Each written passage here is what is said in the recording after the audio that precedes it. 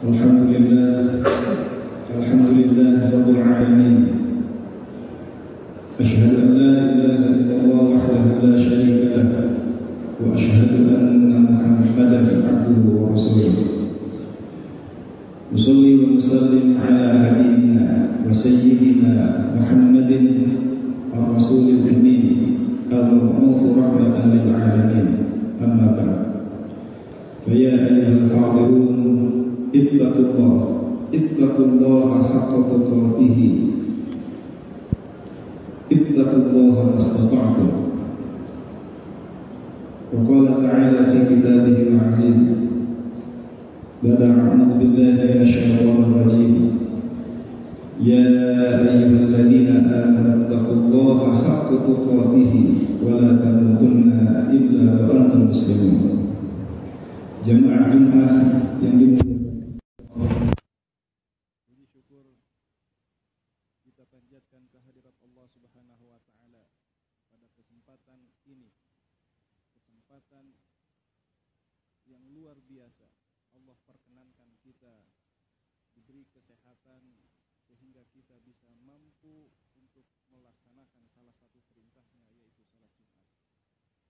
Di samping itu, kesyukuran kita atas iman dan Islam yang ada di dalam dada kita, yaitu kesyukuran pada hari ini, yaitu tanggal 3 Rajab.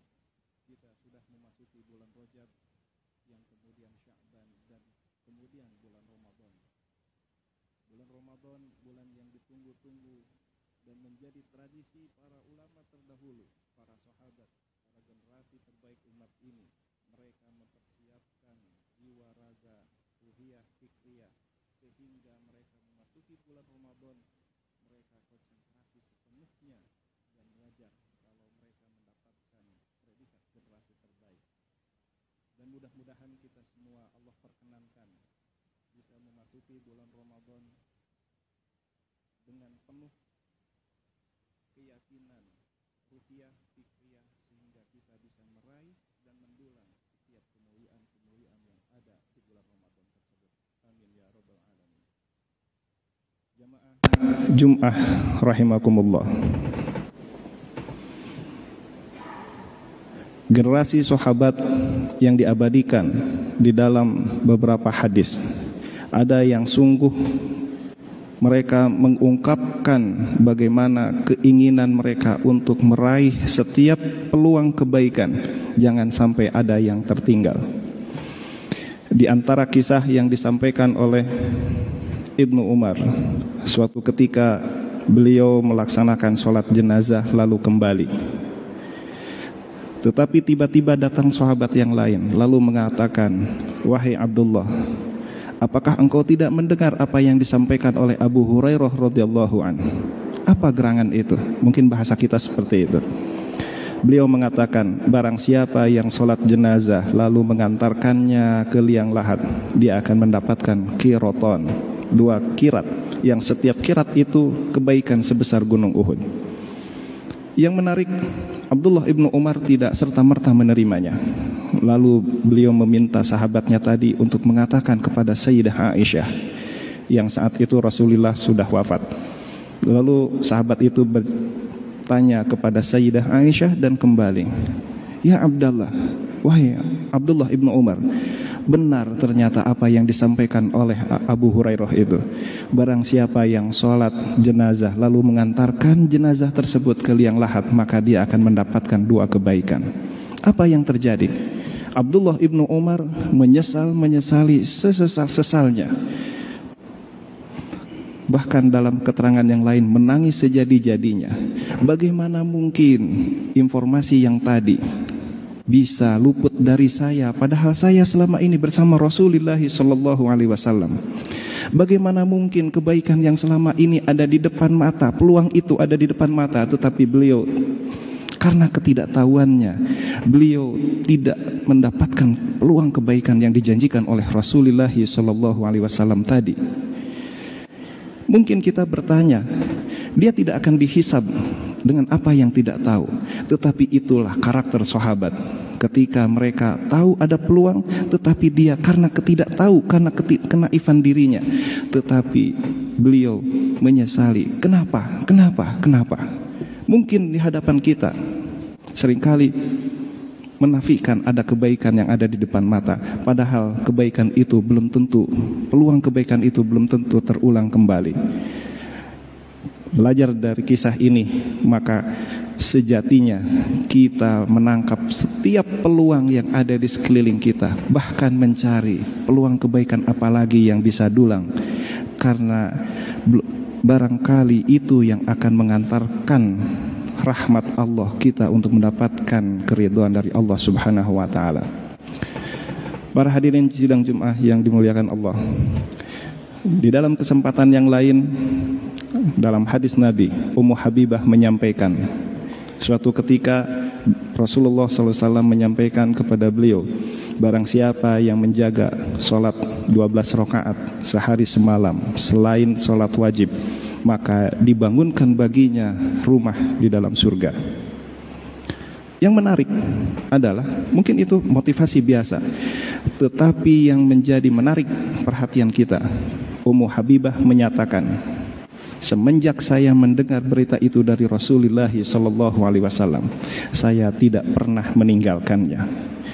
Satu azam yang dicatat dalam kitab Sahih Bukhari dan Muslim, bagaimana para sahabiah ini mungkin banyak kesempatan untuk berbuat baik, tetapi belum tentu semuanya bisa dijaga. Belum tentu semuanya bisa dijaga dengan istiqomah dalam keseharian, tetapi mereka memilih salah satu dari setiap kebaikan yang mungkin bisa dijaga, dan itulah yang dijaga. Ini sesuai dengan apa yang disampaikan oleh sabda Nabi dalam kesempatan lain, ahabbul a'mali ilallahi adwamuha wa in qalla. Sebaik-baik amalan yang dicintai oleh Allah Subhanahu wa taala adalah yang dilaksanakan dengan kontinu, berkelanjutan, walaupun itu amalannya sedikit ataupun mungkin kecil atau mungkin tanpa modal sekalipun. Artinya apa? Dari sekian banyak sahabat, dari sekian banyak amalan yang ada di depan mata para sahabat, sahabat yang satu memilih satu amalan dari sekian banyak amalan dan mencoba menjaganya. Dan yang menarik lagi, Ummu Habibah ini menurunkan tekad azamnya kepada muridnya yang Anbasah, sampai Anbasah mengatakan, saya tidak meninggalkan amalan 12 rakaat ini semenjak saya mendengar dari Ummu Habibah. Dan menarik lagi, Ummu Anbasah ini menurunkan tekad azamnya untuk menjaga tradisi ini kepada Amr bin Aus, yaitu muridnya.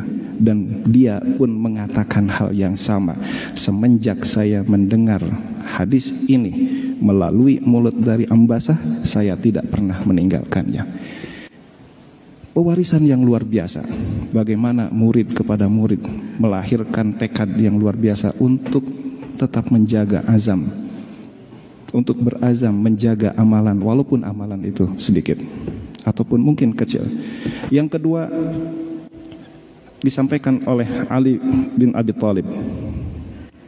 Beliau mendengar perkataan Nabi ketika Nabi Muhammad SAW menawarkan kebaikan yang lebih baik dari permintaan putri dan istrinya, yaitu Fatimah radhiyallahu anha dan Sayyidah Aisyah Ummul Mukminin.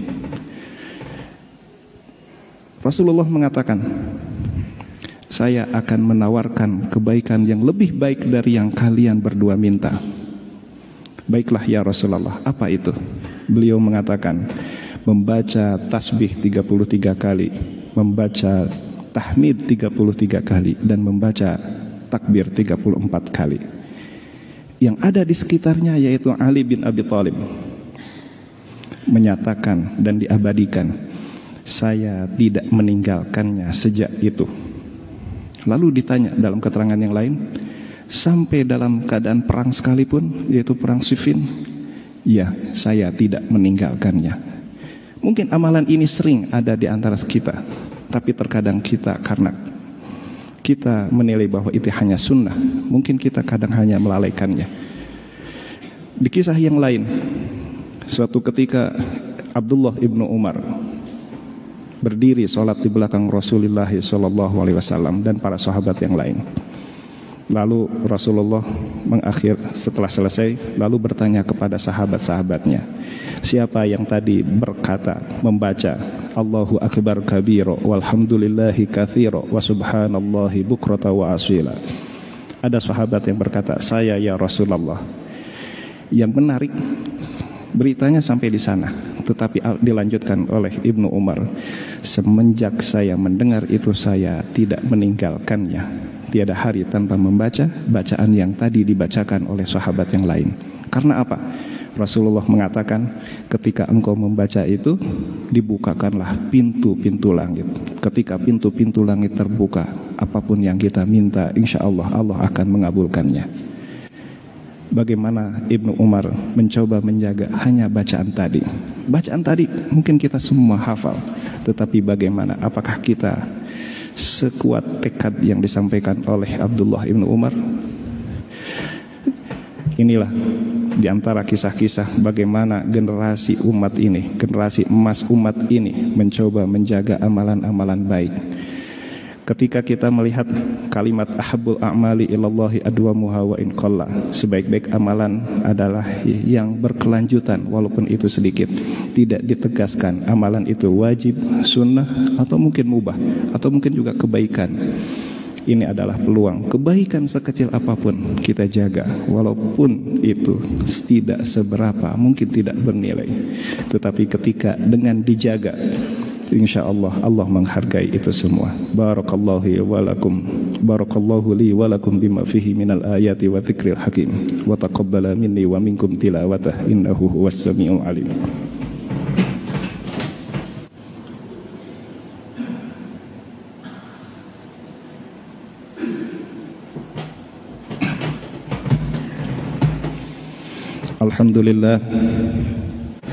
Alhamdulillah rabbil alamin, asyhadu an la ilaha illallah wahdahu la syarikalah wa asyhadu anna Muhammadan abduhu wa rasuluh. Nusalli wa nusallim ala sayyidina Muhammadin wa ala alihi wa sahbihi wa barik wa sallim. Para hadirin yang dimuliakan Allah, banyak sekali peluang-peluang kebaikan yang ada di sekeliling kita. Dan peluang itu Allah hadirkan untuk kita, bukan untuk yang lain. Mungkin peluang itu ada di hadapan orang lain, tapi belum tentu mereka menyadarinya. Maka ketika peluang itu ada di hadapan kita, jangan sampai peluang itu lepas dari hadapan kita. Ketika ada kita melewati satu kotak amal yang di sana tegas, jelas, maka sisihkanlah segera. Jangan ditunda lagi. Jangan pikir-pikir lagi bahwa ini adalah peluang kebaikan saat ini, yang belum tentu besok kita akan melewati kotak yang sama, peluang yang sama, yang Allah tunggu bagaimana kesungguhan kita menjaga amal baik itu. Dari menjaga amal-amal baik ini, apalagi itu amalan sunnah yang sudah ditegaskan oleh Rasulullah SAW, kita berharap bahwa dengan mengamalkan sunnah, walaupun itu satu sunnah yang kita jaga, kita akan bangga ketika Rasulullah SAW memanggil, mana umatku, mana umatku, saya ya Rasulullah. Lalu apa yang kita bawa? Hanya kecil, mungkin hanya itulah yang kita mampu. Di dalam Al-Quran, fattaqullaha mastata'tum, bertakwalah sesuai dengan kemampuan kalian. Mungkin kemampuan-kemampuan itu berbeda-beda, tetapi apa yang kita mampu saat ini, itulah yang Allah lihat. Di dalam ayat yang lain, liyabluwakum ayyukum ahsanu amala, bukan liyabluwakum ayyukum ahsanu amala. Yang ditanyakan adalah sikap terbaik yang kita persembahkan dalam kondisi yang kita hadapi saat ini.